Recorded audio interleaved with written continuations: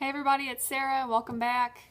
I want to start a new series for this channel where I take an aspect of infertility and I put a positive spin on it, or I point out that it is in fact a positive aspect of infertility.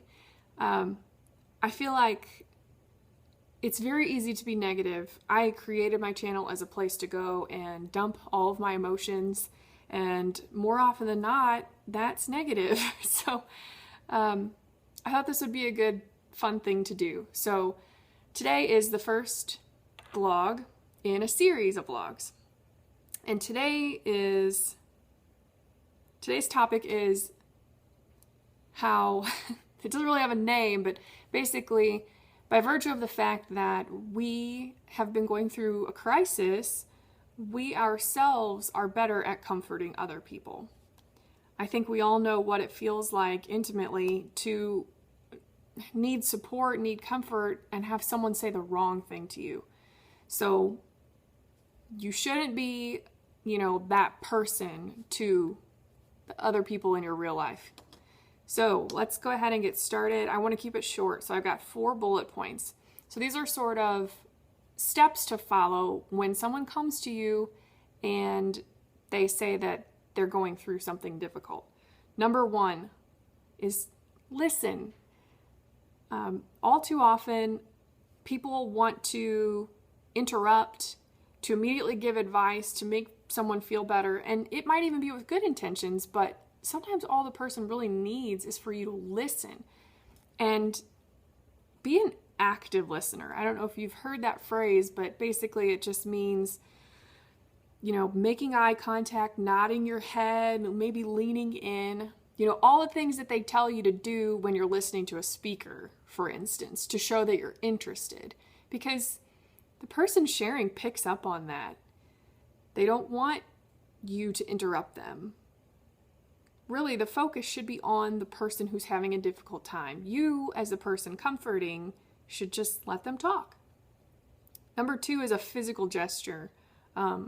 When I first told my best friend about our infertility, she did it perfectly. So she listened to me. She gave me a beer. She's pregnant, so she couldn't even be drinking one. And then she gave me a hug. And, that's completely appropriate between really good friends or family members. But it doesn't have to be a hug. If it's a coworker, or just an acquaintance, there are other physical gestures that you can do to show that you care and that you're listening. One would be, say, it's in a work situation and you have a door to your office, close the door.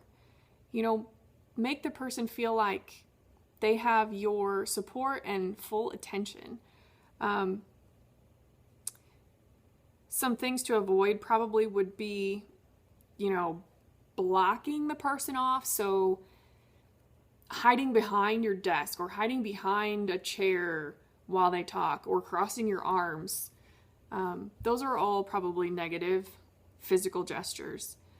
Just laying your hand on top of their hand can make them feel like you're really listening, or touch their shoulder, even just briefly. It's a human connection. That's what it's all about.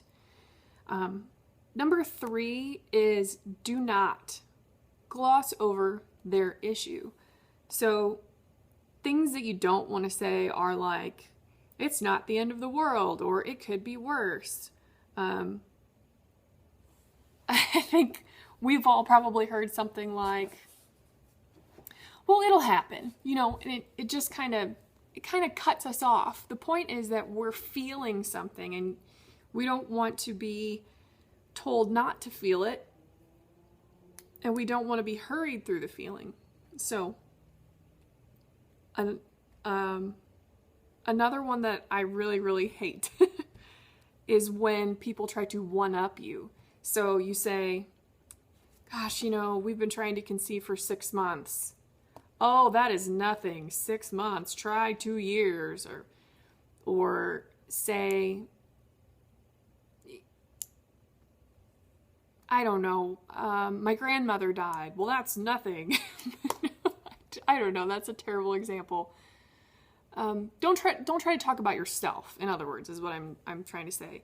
And I think a lot of people coming from a good place try to share an example in their own life that is similar, and really you should just keep it to yourself, because even if you've been through what this person's going through, you don't want to shortcut to the end and say, oh, this is how it'll end up, or you'll get over it. Make the person feel like no matter how big or small it may seem to you, the issue is understandably difficult for that person. Give them validation. Tell them that it's okay to feel that way. If you honestly don't know what to say, just say, I'm sorry that you are going through that. That must be difficult. I mean, that right there covers a myriad of scenarios when someone comes to you and is upset. And then the fourth is just to remind them that you're there. There may be nothing that you can do, and that's okay. But just the fact that you say, hey, I'm here for you anytime. Or, if you want to start this conversation up again, I'm ready to listen. Or be even a little more proactive and say, let's go to lunch and talk about this. Let's go somewhere where you'll feel most comfortable telling me about this. So those are the 4 really quick tips on how to comfort someone. And I really truly believe that because we are on the receiving end of comfort, or should be, hopefully, that we can understand why these tips and tricks are so important. And if you've got, your own 2 cents to add, please do. I don't want to come out on the other side of this and be the friend still who isn't very good at comforting someone.